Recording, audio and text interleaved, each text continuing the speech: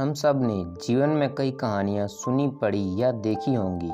इनमें से कुछ एक कहानियाँ ऐसी होती हैं जो हमारे मन पर गहरी छाप छोड़ जाती हैं। आज मैं आपके लिए ऐसी ही एक मोटिवेशनल स्टोरी लाया हूँ जो आपको मोटिवेट तो करेगी ही, साथ ही आपको इम्प्रूव करने का रास्ता भी बताएगी। बस आपको इस कहानी को पूरा सुनना होगा। कई सालों पहले किसी एक राज्य में एक राजा राज करता था। इस राजा को घोड़े पालने का बहुत शौक था। इस राजा के पास वैसे तो कई सारे घोड़े थे, लेकिन इसके पास 4 ऐसे जंगली घोड़े थे जो इस राजा को काफ़ी पसंद थे।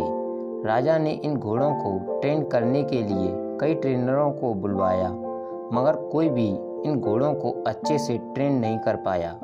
जब भी कोई इन पर बैठने की कोशिश करता तो यह उसे तुरंत अपनी पीठ से फेंक देते या उसे लात मार देते। राजा को घोड़े बहुत प्यारे थे, इसलिए ट्रेनरों को सख्त वार्निंग दी जाती थी कि इन पर जोर ज़बरदस्ती ना की जाए, यानी कि इन्हें मारा पीटा ना जाए। कई महीने निकल गए, मगर कोई भी ट्रेनर घोड़ों को अच्छी तरह से ट्रेन करने में सक्षम नहीं हो पाया। तब राजा ने अपने राज्य में ढिंढोरा पिटवाया कि जो भी व्यक्ति इन घोड़ों को अच्छे से ट्रेन कर देगा उसे बहुत बड़ा इनाम दिया जाएगा। कुछ दिनों बाद एक युवा ट्रेनर राजा के पास आया। राजा ने अपनी शर्त बताई। घोड़ों की ट्रेनिंग बिना मारपीट के होनी चाहिए।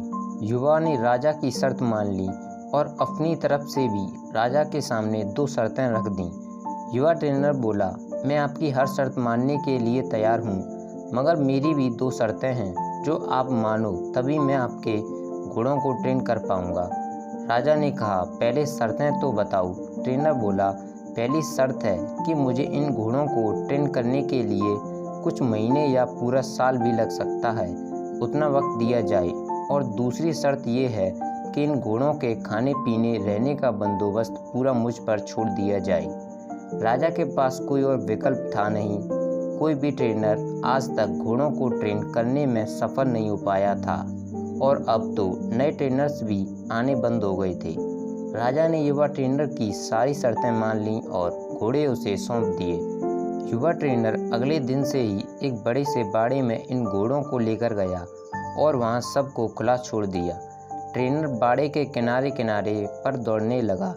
फिर दौड़ते दौड़ते थकने के बाद यह युवा ट्रेनर वहीं बाड़े में लेट गया।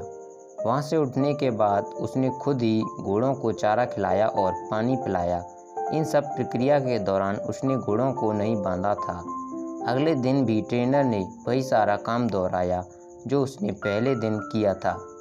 यह काम उसका नित्य क्रम बन गया। वह घोड़ों को बाड़े में खुला छोड़ देता, उन्हें घास चारा खिलाता और बाड़े के किनारे किनारे दौड़ता रहता। धीरे धीरे चारों घोड़े भी उस ट्रेनर के पीछे पीछे दौड़ना शुरू कर दिए। घोड़ों को लगने लगा कि ये ट्रेनर उनका दोस्त है और उनसे प्यार करता है। सारे घोड़े ट्रेनर के साथ बहुत ही सहज महसूस करने लगे। कुछ महीने बीतने के बाद एक दिन राजा अपने घोड़ों की खबर लेने के लिए और यह देखने के लिए कि ट्रेनिंग कैसी चल रही है, बाड़े में आया। राजा ये देखकर खुश हो गया कि सारे घोड़े ट्रेनर के पीछे पीछे दौड़ रहे थे। राजा को अब यकीन हो गया कि यह ट्रेनर ही उसके घोड़ों को ट्रेन कर सकता है। राजा खुशी खुशी वहाँ से चला गया। देखते ही देखते 1 साल बीत गया। तब जाकर युवा ट्रेनर ने राजा को संदेशा भिजवाया कि घोड़े पूरी तरह ट्रेंड हो चुके हैं, सो राजा एक बार आकर देख ले।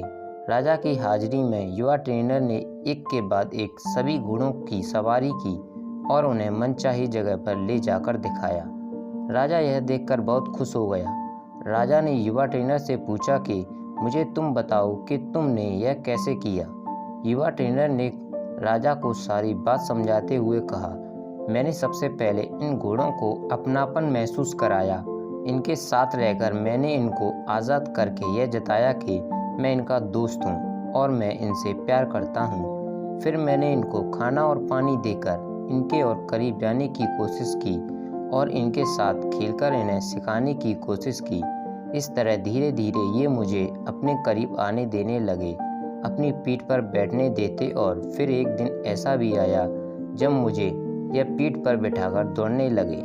राजा ने युवा ट्रेनर की समझदारी की प्रशंसा की उसे वादे के अनुसार लाखों सोने की मुद्राएं दी और साथ में हमेशा के लिए इन चारों घोड़ों की देखभाल करने की नौकरी भी दी। दोस्तों, कहानी तो बहुत ही मज़ेदार और रोचक है ही, मगर इसका जो सारांश है बहुत ही गहरा है। अगर मनुष्य के जीवन के साथ इन 4 घोड़ों की तुलना की जाए तो यह 4 घोड़े होंगे चिंता, गुस्सा, घमंड और लालच। और मनुष्य की बुद्धि को हम युवा ट्रेनर की तरह देख सकते हैं। जिस तरह से युवा ट्रेनर ने समय लेकर और समझदारी से धीरे धीरे चारों बदमाश घोड़ों पर काबू पाया, उसी तरह कोई भी मनुष्य अपने जीवन के सबसे बदमाश घोड़े यानी कि चिंता, क्रोध, घमंड और लालच पर काबू पा सकता है। पहला अप्रशिक्षित घोड़ा जो कि चिंता है। हमारी बुद्धि को यह समझाना होगा कि चिंता बुरी होती है और चिंतन फायदेमंद होता है। चिंता किसी भी समस्या का हल नहीं होती। हाँ, चिंतन से हमें नए रास्ते जरूर दिखाई देते हैं। दूसरा उद्दंड घोड़ा है क्रोध। दोस्तों, कभी कभी जीवन में क्रोध करना आवश्यक होता है। कभी कभी ऐसी परिस्थितियाँ आती हैं जब आपका हक कोई मार रहा हो या बेवजह आप पर जुल्म कर रहा हो, तब क्रोध करना कोई बुरी बात नहीं है। मगर क्रोध कब करना है, कैसे करना है, कितना करना है, किस पर करना है, इन सब की लगाम अपने हाथों में रखना बहुत ज़रूरी है। तीसरा उद्दंड घोड़ा है लालच। लालच ज्ञान पाने की हो तो अच्छी है, लालच अज्ञानता की हो तो बुरी है। लालच धन मेहनत से प्राप्त करने की हो तो अच्छी है, लालच बिना मेहनत के गलत तरीके से धन प्राप्त करने की हो तो बुरी है। चौथा और आखिरी उद्दंड घोड़ा है घमंड।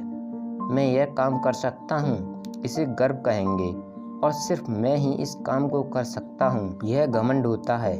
बस यही सारे फर्क बुद्धि रूपी ट्रेनर से इन उद्दंड घोड़ों को समझाना होगा। फिर आपके यह चारों बदमाश घोड़े भी देखिए कैसे कंट्रोल में आते हैं। दोस्तों, उम्मीद करते हैं आपको यह कहानी पसंद आई होगी। ऐसी वीडियो देखने के लिए हमारे चैनल को सब्सक्राइब करें। Thanks for watching.